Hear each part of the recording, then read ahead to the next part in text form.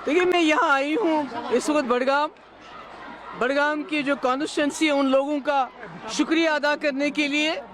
उन्होंने एक तरफ से सरकार, उनके 50 एमएलए उनको दरकिनार करके पीडीपी को एतमाद दिया, आगा मुंतजिर साहब को एतमाद दिया, हम पे भरोसा किया।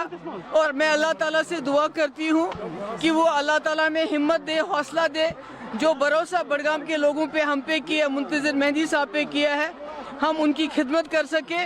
और मैं उम्मीद करती हूँ कि आगा मुंतजिर साहब पढ़े लिखे हैं, उनके दरवाजे हमेशा बड़गाम के लोगों के लिए खुले रहेंगे और वो बढ़ चढ़ कर बड़गाम के लोगों की खिदमत करेंगे। आज हमारे लिए खुशी का दिन है, मगर इस खुशी में कहीं ना कहीं बदमज़गी ये है कि जो हाल ही में दिल्ली में सानिया हुआ, जिसमें कई लोगों की जानें गई और पूरे मुल्क के हालात जो हैं सोगवार हैं, उसका नतीजा ये निकला कि आज बिलखुसूस कश्मीर में छापे पड़ रहे हैं।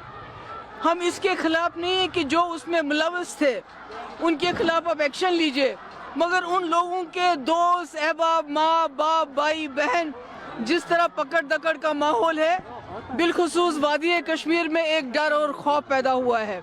तो मैं उम्मीद करती हूँ कि अमित शाह साहब ने ये कहा था कि कानून अपनी कार्रवाई करेगा और सख्त कार्रवाई करेगा। हम भी चाहते हैं सख्त कार्रवाई हो, पर कानून के मुताबिक हो। किसी को घर को, जहां उसके बूढ़े माँ बाप रहते हैं, जिनका इस हादसे के साथ कोई लेन देन नहीं है, उसको उड़ा देना, दोस्तों को गिरफ्तार करना, उनकी पकड़ दकड़ करना, रिश्तेदारों को पकड़ दकड़ करना, मैं समझती हूँ ये कानून के खिलाफ है, ये नहीं होना चाहिए। Thank you so much.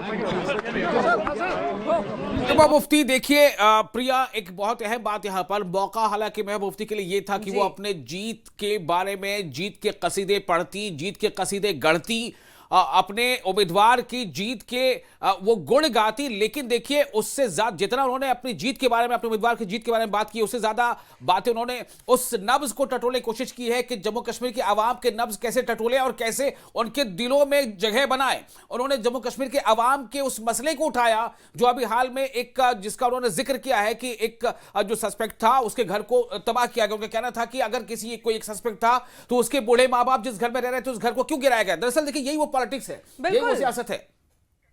बिल्कुल